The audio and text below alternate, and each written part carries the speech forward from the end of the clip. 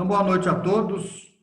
Hoje é 20 de agosto, não é isso? 20 de agosto, quinta-feira, dia da nossa aula de ética profissional no curso de psicologia da FANS. Temos aqui para essa disciplina duas turmas, o segundo e o sexto períodos de psicologia.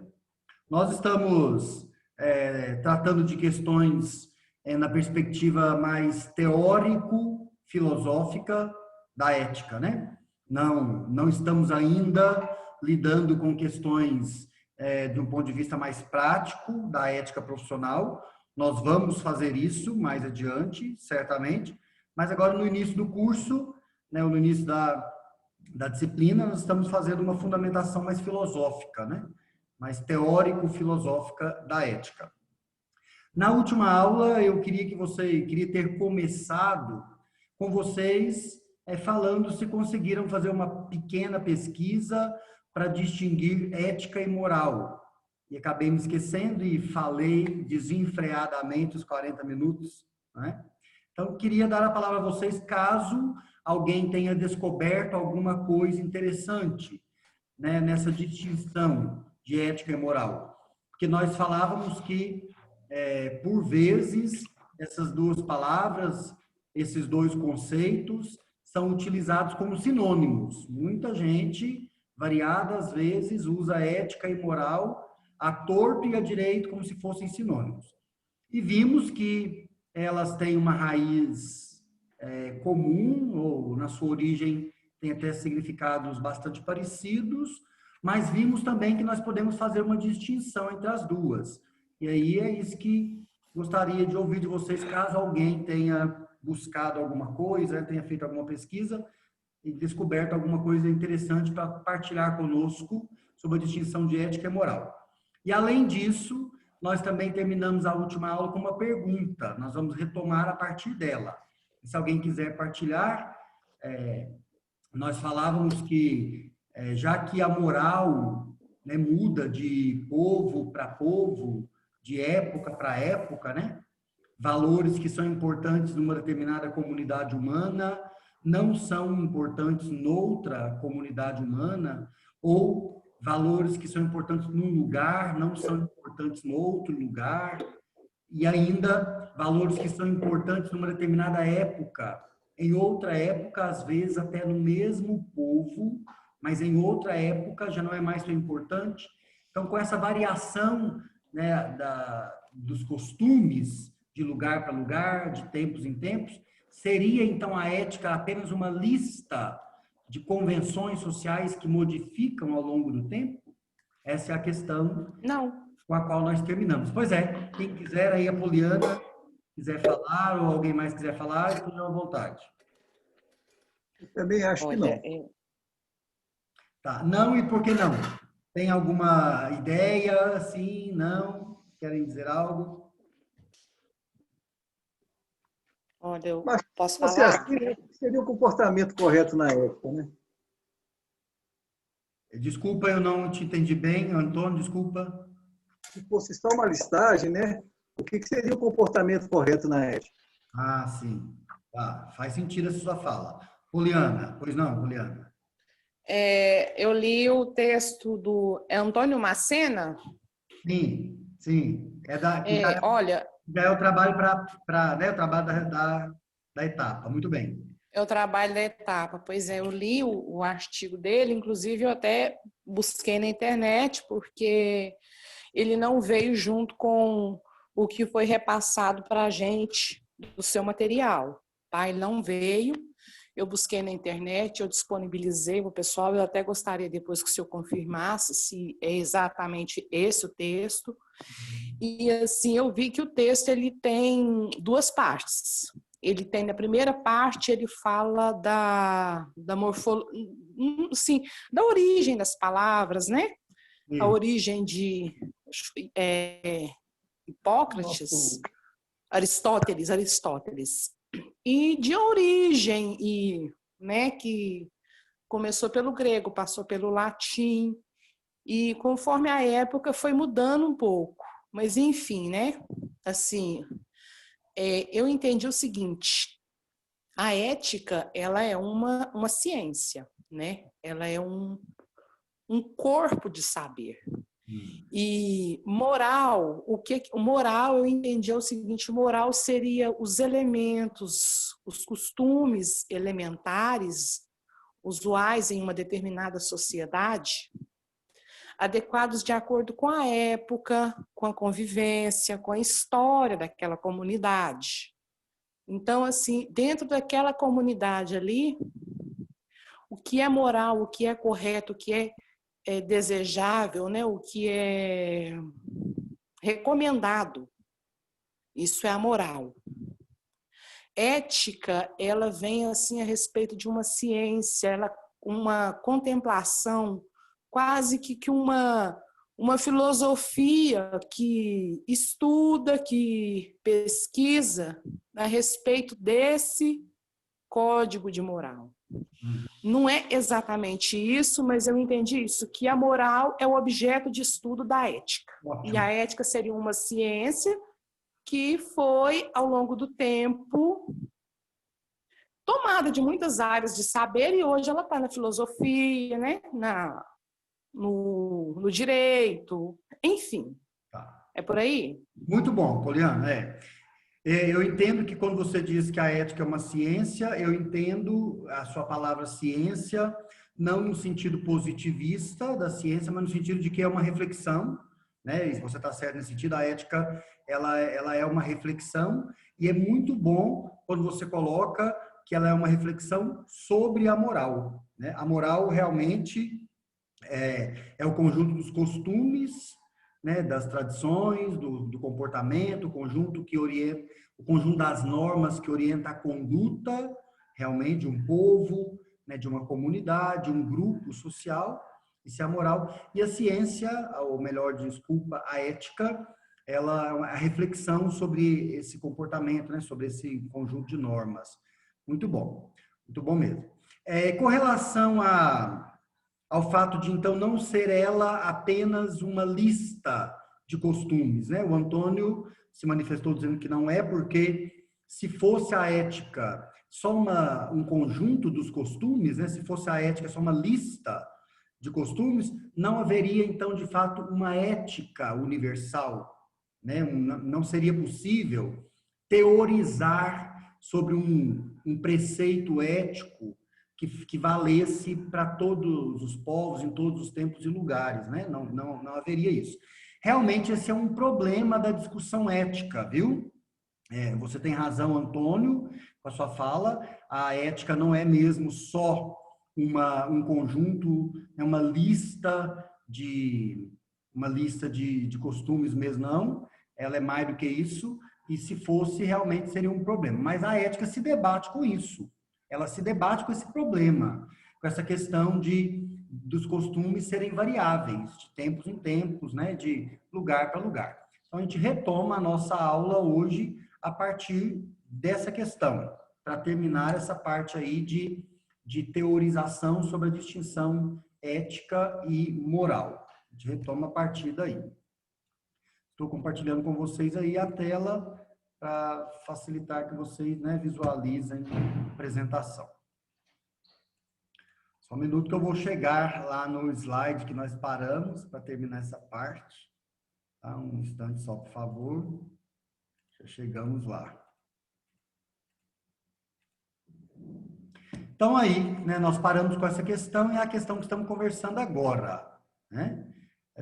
Os problemas da ética. Como os costumes mudam, não seria a ética apenas uma simples listagem das convenções sociais provisórias? Não. Conforme o Antônio nos ajudou a refletir agora, né? Não.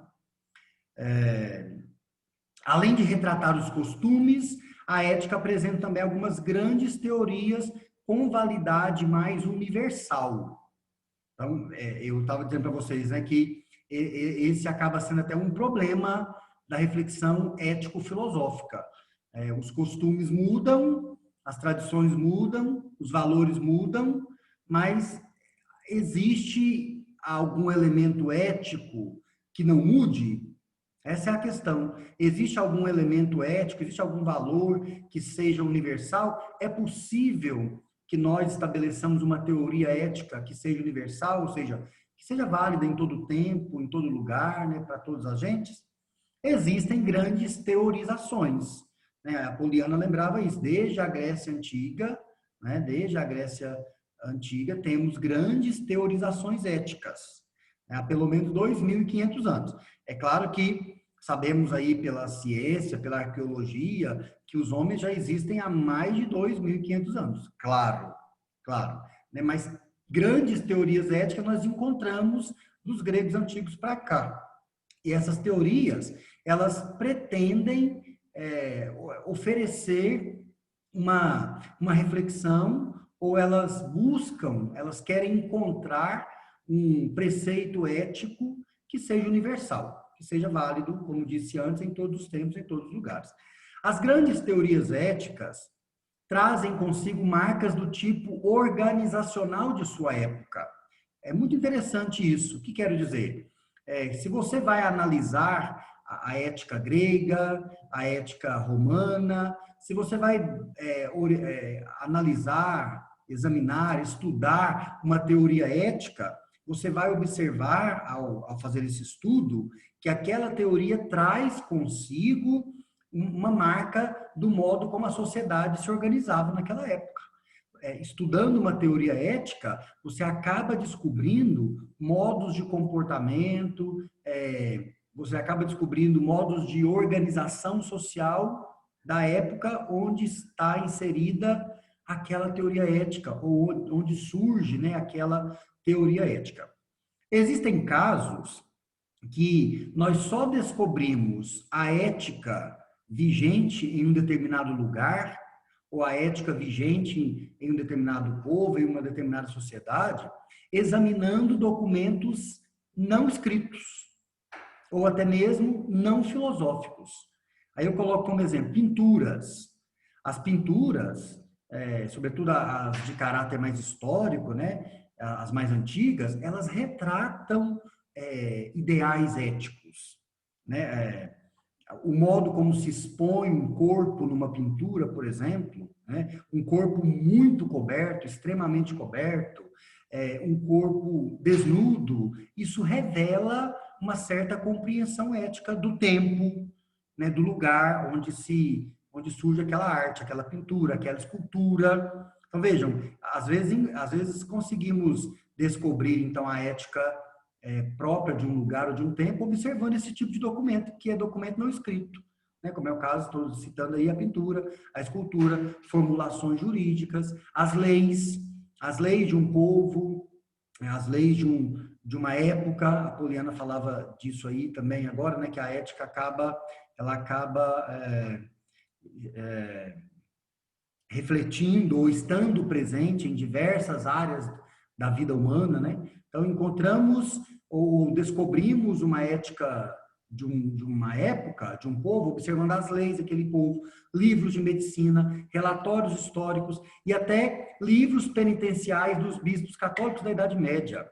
Né? Se queremos descobrir, por exemplo, quais eram os valores vigentes na sociedade medieval, os livros penitenciais, os livros religiosos da Igreja Católica daquele tempo revelam um pouco disso, como também revelam as pinturas, a escultura. Então, é bacana pensarmos nisso, né? O quanto que a arte, né, pode ser uma forma de produção e transmissão de conhecimento, né? Embora nós só conheçamos as normas éticas dos últimos milênios, como eu disse, né, as grandes teorias éticas que conhecemos a partir dos gregos antigos, certamente deve haver um princípio ético supremo que perpassa a história da humanidade toda. E aí aqui eu coloco para vocês uma questão. Será que existe um princípio ético supremo? Será que existe um princípio ético que seja válido em todos os tempos, em todas as épocas, em todos os lugares? O que vocês pensam disso? Podem responder ao final dessa aula ou podemos começar a próxima com isso. Se existe um princípio ético que seja universal. Se existe um princípio ético que seja supremo, que quero dizer com supremo e universal? Um princípio que está acima de todos os princípios e que é aplicável a qualquer povo, que é aplicável a qualquer época, em qualquer lugar, em qualquer cultura, né, em qualquer tempo, aquele princípio ético é aplicável. Essa é uma questão interessante para pensarmos quando estudamos a ética. Os costumes variam de época em época, de lugar a lugar, de povo a povo, conforme estavam dizendo. Os valores que os acompanham também, né? Os valores que acompanham os lugares, que acompanham os povos, também acabam variando. Mesmo em nossos dias, né? Mesmo se vamos olhar a nossa vida hoje, vamos observar a nossa sociedade, nós vamos notar diferenças de costumes entre diferentes classes sociais. Observe, por exemplo, os costumes éticos, morais dos agricultores e dos industriais. Isso podemos observar dentro de uma mesma sociedade. O grupo social dos agricultores tem valores éticos e morais diferentes, às vezes, de grupo social industrial. Observem os valores éticos e morais de patrões e empregados, como pode ser tão variável, como pode ser diferente. O que é importante do ponto de vista ético e moral para quem é patrão? O que é importante do ponto de vista moral para quem é empregado? Pois não? Professor, me desculpa te interromper, é porque tem eu mais 2 alunos, eu não sei se os outros também estão com essa dificuldade, mas o slide não está aparecendo. Ah, é? Então vamos voltar. Foi bom falar, não precisa nem pedir desculpa, pode sempre falar, porque essas questões de tecnologia, que nós ainda estamos aprendendo com elas, às vezes acontece assim mesmo. Vamos tentar outra vez. Tá? Agora você está vendo ou ainda não? Ainda não? Não, ainda não. Ainda não. Eita, então vamos começar de novo. Ainda não. Tá bom, certinho. Só um minuto. Estou acompanhado pelo material que você enviou. E eu estou aqui expondo os slides, achando que está bonitinho aí para vocês. Compartilhando a tela, achando que está aparecendo. Agora sim. Agora apareceu. Desculpem, podem interromper sempre que precisarem, gente. Tá? Eu não tenho como acompanhar, é porque eu estou pelo celular, então só dá para ver o seu, que você compartilha na tela. Certinho. Mas agora, então, estão vendo, né, Antônio e demais colegas?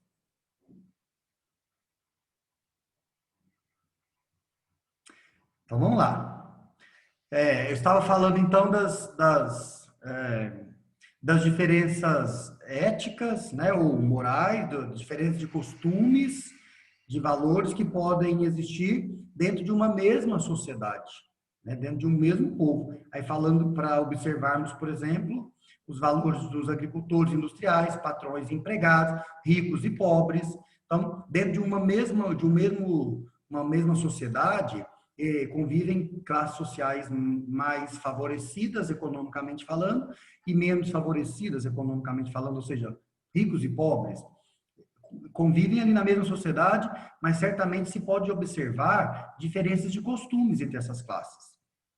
De modo que a questão com a qual a reflexão ética se debate, não haveria então uma ética absoluta? Não haveria uma ética absoluta? Voltamos na questão que eu colocava anteriormente. Será que não existe um princípio ético universal? Será que não existe um princípio ético que seja aplicável a qualquer povo, a qualquer época, em qualquer lugar, que valha em todos os tempos e lugares e povos?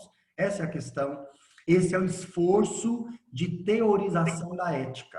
A ética, como reflexão da moral, ela se debate com esse problema, o problema da variação dos costumes. É preciso, então, oferecer uma teoria ética que seja válida mais universalmente, que seja válida para todos, em qualquer tempo, em qualquer lugar, mas os costumes são muito variados. Uma boa teoria ética deve atender a essa pretensão, né? Uma boa teoria ética deve atender à pretensão de universalidade.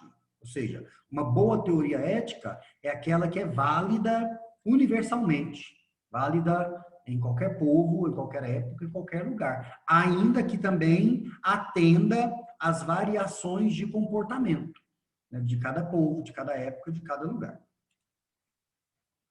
Essa é a primeira parte, então, com relação à distinção de ética e moral.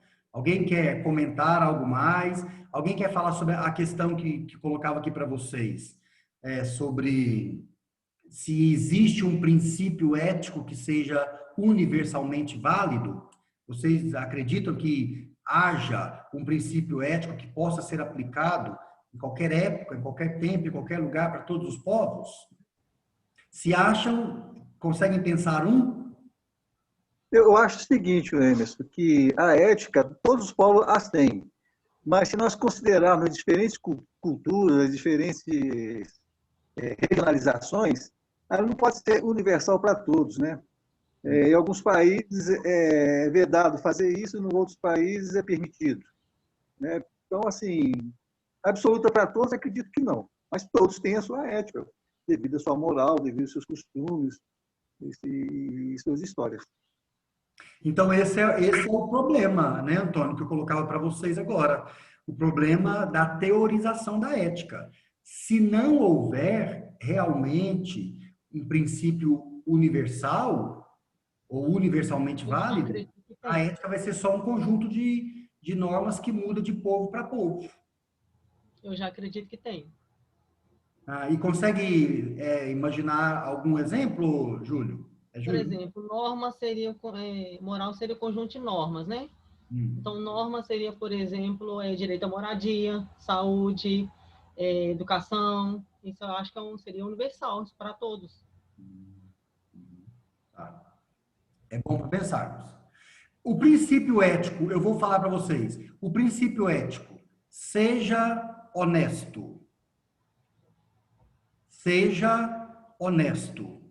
É um princípio ético universal? Seja honesto. É universal? Sim, não. Se sim, porque sim. Se não, porque não. Seja honesto.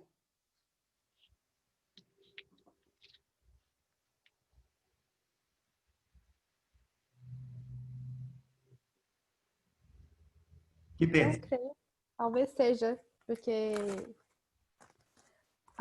nós precisamos construir as nações perante um convívio social. E o convívio social que seja bom, ele é baseado assim, na honestidade para que as pessoas consigam viver em harmonia. Então, eu creio que essa ética, esse princípio ético possa ser universal, porque todas as nações precisam ser construídas de uma maneira saudável, digamos assim. Muito obrigado, viu, Ana Laura? Eu chamo vocês pelo nome que eu vejo aqui na telinha, tá? Talvez vocês estejam usando o aparelho de outra pessoa, parece o nome de outra pessoa, mas eu chamo vocês por esse nome. Obrigado, Ana Laura, eu também concordo. Penso que o princípio seja honesto é um princípio ético universal. Por quê? Ainda que a gente perceba que em determinados lugares o que para nós é certo, para o outro é errado, o que para um povo é certo, para o outro povo é errado, né?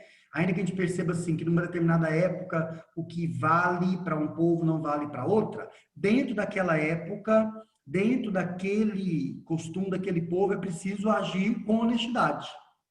Ainda que depois se considere como não valor mais, não é mais um valor, não é mais importante. Mudou a compreensão do valor, a compreensão da importância de estar, mas naquela época, naquele lugar, isso era importante, isso era um valor. Então era preciso agir com honestidade perante isso, naquela época, naquele valor. Então vejam que o princípio que ordena, né, que manda, seja honesto, é um princípio ético universal. Existe um outro também que podemos tomar aqui como exemplo para não nos demorarmos, mas o princípio faz o bem, evita o mal. É um ordenamento, é uma ordem ética. Faz o bem, evita o mal. é um princípio ético universal, que vale em qualquer época, que vale em qualquer povo, que vale em qualquer lugar. Aí você vai me dizer assim, mas Emerson, o que é o bem e o que é o mal? E se acontecer para um determinado povo, algo ser bem, e para um outro povo, aquele mesmo algo ser mal? Aí é uma outra discussão ética, que inclusive nós vamos fazer aqui. Não é? Teremos uma aula, agora nos próximos dias, uma aula sobre o bem e o mal, a compreensão de bem e de mal, né? Na filosofia, na ética filosófica, como é que se compreende bem e mal. Mas sem ainda nós entrarmos nessa questão, o que é o bem e o que é o mal, fazer o bem e evitar o mal é um princípio ético universal, válido para qualquer povo, para qualquer lugar, em qualquer época. Então vejam, aqui podemos citar dois. Seja honesto, faz o bem e evita o mal. Então, é possível, sim, que nós encontremos teorizações éticas que sejam universalmente válidas. E como eu disse, com isso eu concluo essa parte, uma boa teoria ética, ela deve tentar atender a esses dois princípios. O princípio da universalidade, ou seja, encontrar um princípio que seja universalmente válido para todos e, ao mesmo tempo, atender às diferenças, às variações de costumes, de época, de povo, de lugar. Tá bem? Queria começar, então, com vocês, depois dessa distinção de ética e moral, né? Queria começar com vocês uma reflexão sobre a liberdade.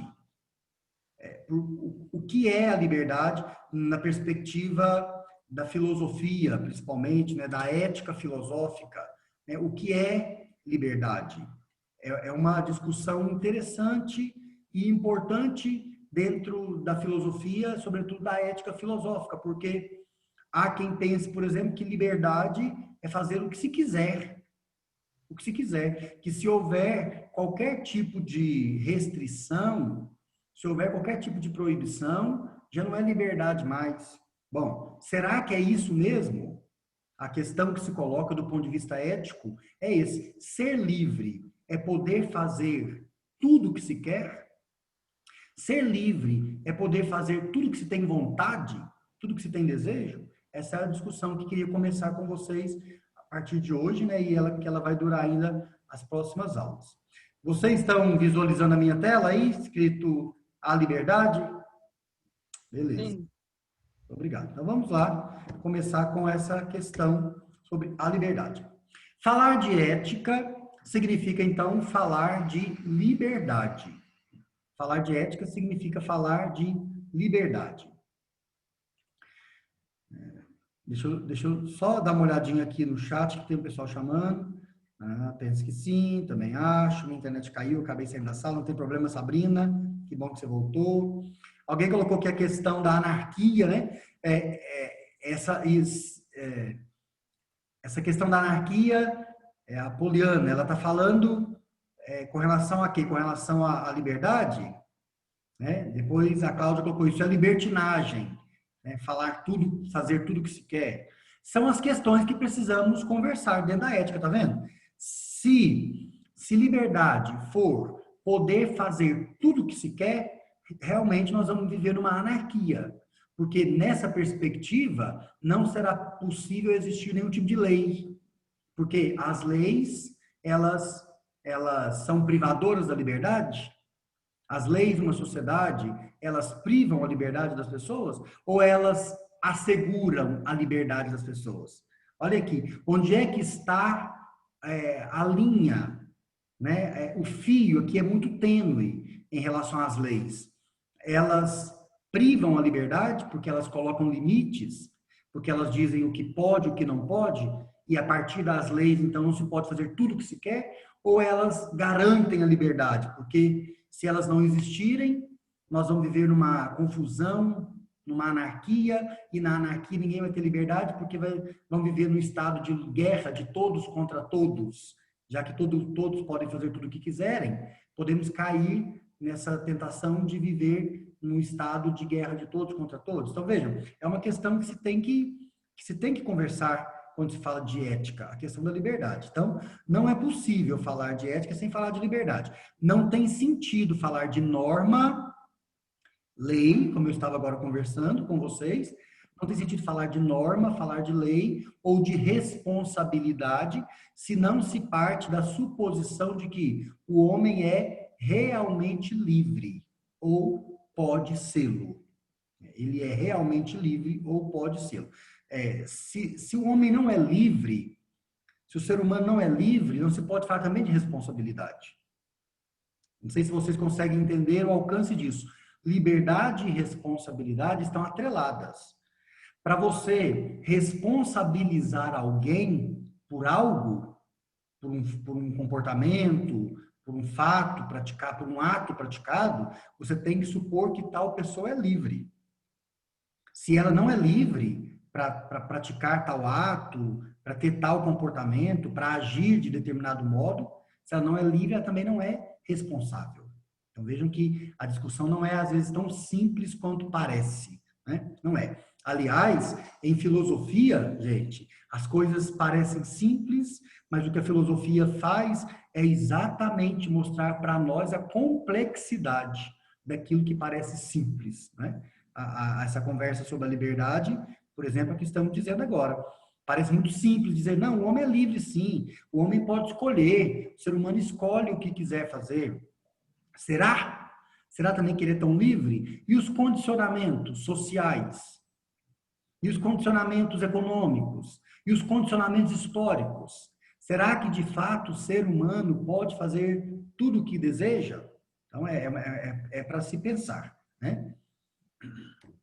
Vamos seguir. A norma, né, a lei, nos diz como devemos agir. A norma nos diz como devemos agir. Se devemos agir de tal modo, é porque, ao menos teoricamente, também podemos não agir deste modo. Concordam? Vocês, como profissionais da psicologia, têm um código de ética.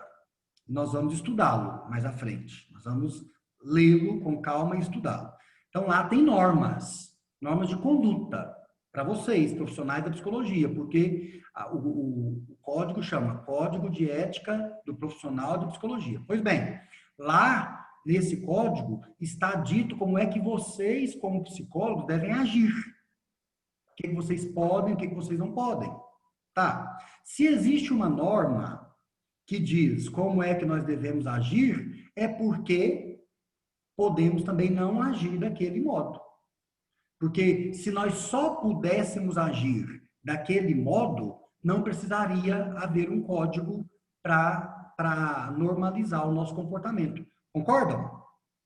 Se no seu consultório, né, no atendimento à pessoa que procurou o seu serviço de psicologia, você pudesse agir de qualquer jeito, pudesse agir de qualquer modo, não precisaria de um código de ética. Se existe um código de ética, é porque você não pode agir de qualquer modo. Tá, mas se isso tem que ser colocado no papel, se isso tem que ser escrito para que você saiba que você não pode agir de qualquer modo, significa que, do ponto de vista teórico, você poderia, então, agir de outro modo. Só não pode porque tem uma lei, tem um código de ética que proíbe. Entendem? Parece simples, mas conseguem perceber aqui o que está por trás, a profundidade disso? Ah, eu não posso agir de qualquer modo no meu consultório de psicologia. Ah, por que não posso? Não posso porque tem um código de ética que orienta a minha conduta. Ah, muito bem. Mas se tem que colocar o seu comportamento, se o seu modo de agir tem que ser colocado no papel, escrito, para você agir corretamente, significa que, do ponto de vista teórico, você poderia agir de outro modo. Então, você só não pode porque está escrito no papel. É isso que diz a norma, que diz a lei, não é? Não tem sentido falar de responsabilidade se o condicionamento ou o determinismo é tão completo que a resposta aparece como mecânica ou automática. Aqui, meus amigos, trazemos para reflexão já um outro problema, a questão do determinismo. Não são poucas as pessoas que acreditam que tudo está determinado. Não são poucas as pessoas que dizem que tudo está traçado, né? Que o destino está traçado, que tudo que acontece na vida é porque tem que acontecer, porque estava tudo marcado, porque estava tudo traçado, ou por Deus, ou pelo diabo, ou pelas forças da natureza. Isso nós chamamos de determinismo. Pois bem, se há determinismo, se tudo está determinado, se tudo está marcado, não há liberdade. Ou seja, você não escolhe, você não tem outro modo para agir, para se comportar, porque tudo está marcado. Se as coisas ainda não estão marcadas, você escolhe como é que vai agir, como é que vai se comportar, faz uso de liberdade. Tá, mas será que você pode escolher totalmente? Porque às vezes o nosso comportamento, às vezes a nossa conduta, ela é apenas uma resposta mecânica, uma resposta automática aos condicionamentos que nos acometem. O que quero dizer? A sociedade em que vivemos, o tempo em que vivemos, isso tudo nos condiciona, de certo modo, né? Nós temos condicionamentos que são sociais, temos condicionamentos históricos, e nem sempre o que fazemos, ou nem sempre o modo como nós nos comportamos, é fruto da nossa escolha livre. Às vezes é só uma resposta automática do nosso condicionamento, uma resposta mecânica dos nossos condicionamentos. Entende? Então, aqui de novo está em xeque a liberdade. Se existe, se não existe, se o homem é livre, se o homem não é livre, o que é liberdade. Tá bem? Isso mais para introduzir, então, essa temática que é importante e que nós vamos continuar na próxima aula sobre liberdade. Antes de terminar, o Zoom já me avisou aqui que falta apenas 1 minuto. Eu vou verificar, viu, Poliana, se os textos estão todos certinhos lá. Eu pensei que havia postado tudo na WebGIS e lá no e-mail da turma, conforme vocês me pediram. Estou postando tudo na WebGIS e no e-mail da turma. Vou verificar se faltou um texto, beleza? Mesmo que você já tenha tido a gentileza de compartilhar com seus colegas, eu vou ver se estiver faltando, colocar na WebGIS para ficar registrado, tá bom? Muito bom vocês terem participado, terem falado, é bom que a aula seja assim. Forte abraço, a gente se vê na próxima quinta-feira. Até mais, tchau. Até mais.